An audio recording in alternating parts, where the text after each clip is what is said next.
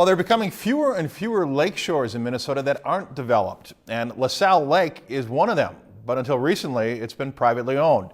For this week's In Focus, Jamil Donath tells us how this once unknown area of land in northern Minnesota is now a state recreation area. This 6 acres of land on LaSalle Lake has been in Beverly Altman's family for generations. This is home to me. Altman's grandmother originally bought the land, then her parents, and then she and her husband took it over until they sold it in 1970. We take a lot of pride and ownership with this place and absolutely love it. It's embedded in our lives, in our history of our family. But LaSalle is one of the few remaining lake shores that isn't cluttered with million-dollar homes and resorts. Virtually undeveloped.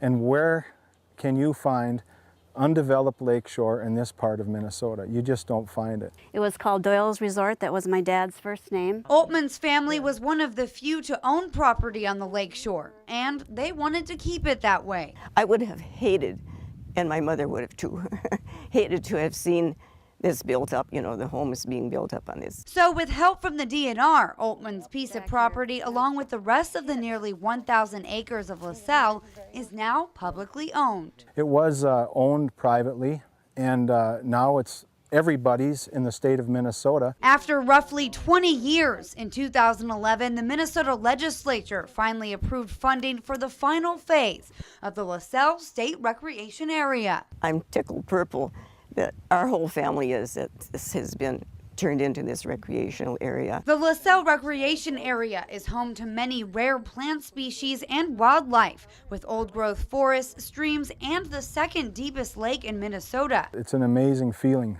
to have dreamt about this for a long, long time, and now to see people using it, and it's everybody's. This beautiful landscape also has historic significance. Archaeologists uncovered what is thought to be the oldest Indian artifacts in the state of Minnesota.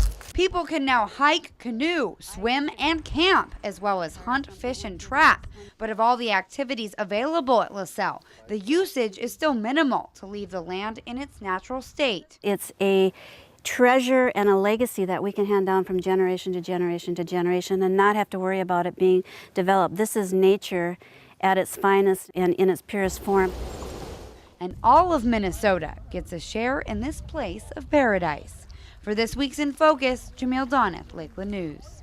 The LaSalle State Recreation Area was funded through the Environmental and Natural Resources Trust Fund, the Clean Water Land and Legacy Amendment, and the Outdoor Heritage Fund. What a treasure that is for the public now to enjoy.